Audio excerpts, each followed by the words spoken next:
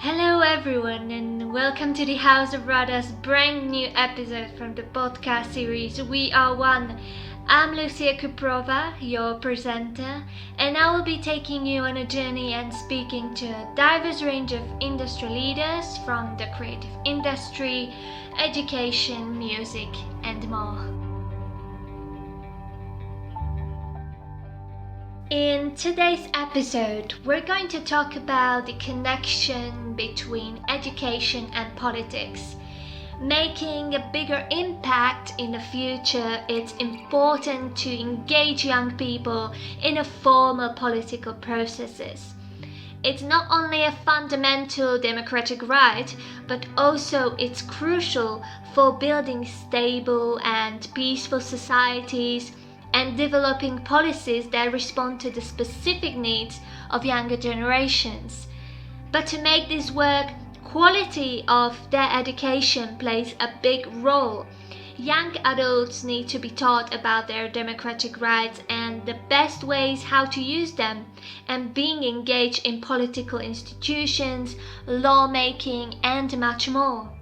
Today, I'm very happy to welcome a student president at the Glasgow Caledonian University, Adil Rahoo, who is originally from Pakistan, and he's the first ever international GCU's graduate to become the student's president. Hi, Adil, and welcome. I'm very happy you've joined us today. Thank you. It's good to be here, Lucia. Thanks for having me. Adil, I'd like to start talking about your journey on a way to your politics career, as your father is a respected minister in Pakistan, so that politics legacy is in your family. And you've started your studies in Karachi in Pakistan, and then you decided to come to Scotland.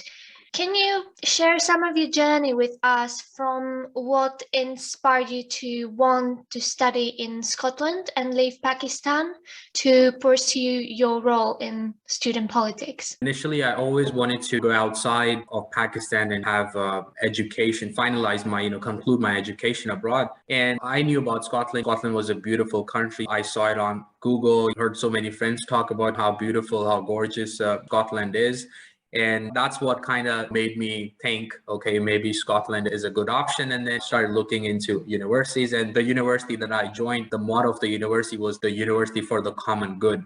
And I think that really resonated what I believed in, the things that I wanted to do, my beliefs, my perspectives. And that's what kind of made me take the decision of coming to Scotland, attending this university in this specific place. What got me involved in student politics was that I was always interested in change making ever since I was a kid. I used to go to my village and see a different element to life. My village is you've got a population that's really poverty struck. So I saw it really closely, and there were a lot of things that I really wanted to change, and I still do. And I think that kind of made me think about all the things that I could change, all the things that I wanted to change. And I think that's where I adopted the mindset of being a change maker, trying to bringing a change in the community and looking at aspects that could be changed. So I think that's what initially got me started in terms of my interest in politics, in change making. And then the last year of my studies in the UK, in my university, I ran for election. It was a good campaign, and then was elected as the vice president and now the president. But I realized once I took office that I really loved it. I loved being a representative. I loved looking into like changing things for the people I represented, becoming a strong voice for these people. So I think I've had a really good journey, and I'm doing what I'm most passionate about, which is representing people and bringing a change in the communities. It's really nice to hear that there are people like you who are trying to bring that trust in politics and to kind of represent it in the young generation at the university. And as you said, Adil, you've been elected as Glasgow Caledonian University Students Association student president for this teaching year, as the first international graduate, actually, from a GCU. And when I was reading your manifesto as a candidate, I must say you really have the true passion that every politician should have, because you're trying to represent actually communities which need that support now. It's like LGBT community, women, and international students too, that you're lobbying for better conditions for them with the fees and everything. And also you're looking at the environment and public transport for students, which should be free as it's connected with the environment. When students use more of the transport and they're not having their own cars, it could help the environment too. And it was 17 pages, so you spent quite a lot of time to actually have it on point. From your point of view, what makes you a successful political leader and the voice for the young generation? So I think I wouldn't talk about myself, but in a general perspective, I think a political leader, a great political leader, would be somebody who has the courage to stand out, to say what's right, and to do what's right. Because I think that's what leadership is about. I think it's to lead by example. And many times you'd be the person who sets that example. So I think you really need that courage. I believe, leadership, it's not just about representing people. It is a predominant portion, yeah. But it's also about being the actual leader, being the person who shows the way, the person who leads the crowd. It requires courage. And then of course there's skills that you would need, public speaking, because you need to be able to, everybody wants to do something good. You also need to be able to articulate that to the people. Make sure you're translating what you've got in your mind, all these ideas, because you probably have a lot of plans that you want to accomplish. We also need to have that mechanism in your mind. You need to know how you're going to do that. And you also need to be able to express that. So articulation, I think it's really, really important. Amongst the many other things, of course, I would say a genuine desire to change things. Because if you're genuine within yourself, if you really want to do that, I think it shows. You kind of do emit that energy, and people really do see that. And the genuineness, honesty, transparency, to help the community, to help the people. As you have an interesting cultural background, you're from Pakistan, and when you came to Scotland, you started representing yourself as voice for students, not only for the international students, actually for all the students at GCU. Have you faced any challenges from people due to your different cultural background? I wouldn't say, once again, I think it's the articulation comes into play, because it's really important that you're able to express your ideas, you're able to connect. I think from a personal level, no. The students really, my political experience, my political journey at the university and etc. in the wider aspects, I think I haven't personally seen any challenges of that sort, but I do understand that those challenges exist. It is difficult for a lot of, for example, somebody from an international background to come forward and becoming a representative, putting yourself out there. It's not the easiest thing. If you're not from the same culture, if you're not from the same community, it actually does proliferate that difficultiness. I personally didn't experience that. Now we're living in really crucial times due to the pandemic. We've been living in the pandemic for 2 years, and it's crucial because of the future of young generation, as the studies are being disrupted because it's mainly online teaching. And even though it's coming to normal, there's still students who they've got their personal obstacles why they can't return to the universities. And also it's important for the future to involve more young people in the politics. With the pandemic and how it's being held, there's more obstacles for young people to actually get involved in the politics, due to mainly the age restrictions when you can actually candidate as the MP. And then there's been disbelief in the politics.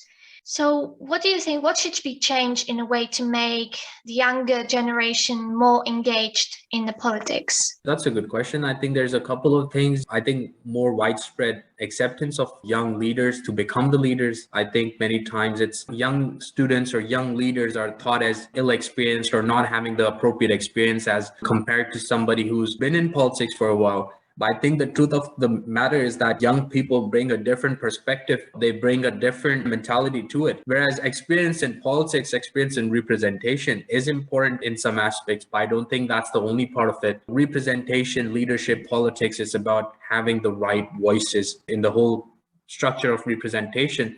And experience plays less of a role in that. I think we need to encourage that we accept youngsters as leaders, create proper channels such as becoming an MSYP, which I believe is an amazing initiative. Things like these, I think they generally are encouragement to the younger population to get involved, become the leaders. But I think at a more advanced level, that's where we're lacking that encouragement. Political parties can also play a part in this, explicitly nominating youngster candidates for positions of MSPs, but also the government itself. You don't see many young people in ministerial positions. So I think it's kind of like an overall approach. And if it comes from top down, that actually does show the acceptance of leadership coming from the top-down approach. I think there's a couple of things that we can actually change to encourage more people coming in, more young people coming into politics, becoming the leader of tomorrow. Yeah, and for this reason, the education is really essential for youngsters and for them to know as much as possible about their democratic rights. And as you studied in two different countries, most of your higher education time, have you seen any differences in the approach for opportunities to get involved in the politics in Pakistan and then in Scotland? There are differences. I think in the UK, institutions are more stronger structurally. The procedures are quite well established. Institutions are stronger in the sense that there's less interference externally. So I think that makes the system better. There's different ways teaching and learning is done in both of these countries. You've got a lot of strength in the institution. I think Pakistan needs education systems in third world countries, not just a problem in Pakistan, but education system in third world countries need a long-term plan, I would say, to revolutionize the way their system is built. UK is historically known for its system in education because the UK has established institutions since hundreds of years. It's one of the world's oldest nations to have those systems incorporated. So of course, it does make sense that other countries don't have the same kind of mechanism in place. It needs a long-term kind of a strategy for these countries. There definitely is a lot of difference in terms of the quality as well. Unless you go to a really, really prestigious school, for example, in Pakistan, if you go to a really prestigious school, you will find the same kind of mechanisms. Yeah, and also when you were running your campaign for the president, you won with quite a high margin. As I noticed, you've built really good campaign on social media, mainly on Instagram, and you've got really neat way how to represent all your ideas. You're not actually talking much about it. You're trying to represent that your actions are speaking for yourself. And that's the best way how to bring that trust in politics from younger generation. Also, this can inspire many more young people to try and achieve that career in politics.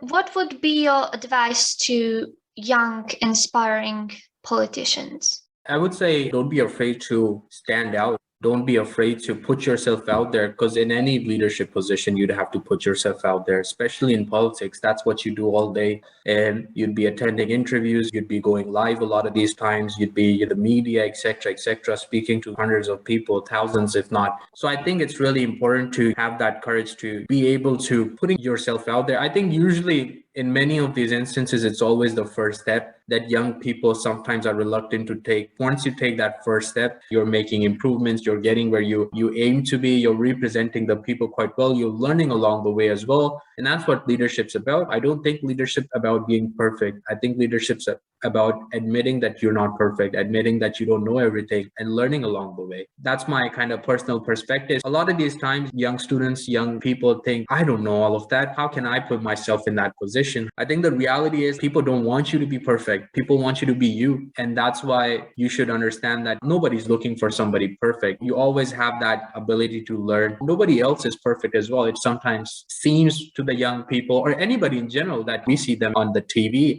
every day and they're like perfect celebrities. It's not like that. Everybody's learning every day. And actually, you're a great example because you were running this campaign during the lockdown.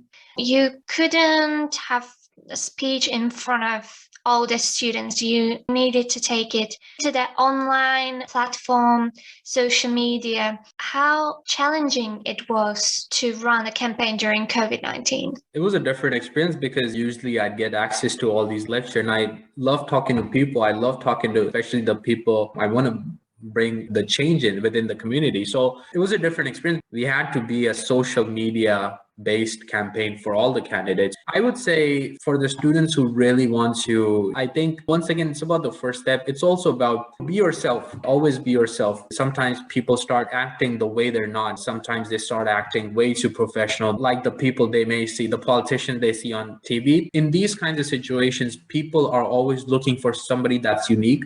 So if you can't stand yourself, if they can't pinpoint you outside of the crowd, then you should know you need to think again about how you're pitching your campaign, how you're pitching yourself. I've always put a lot of effort in my campaigns, made it really creative, always thought outside the box. And I had a lovely team working for me as well. So you need to make sure you've got that team, you're thinking creatively, just put some energy into it.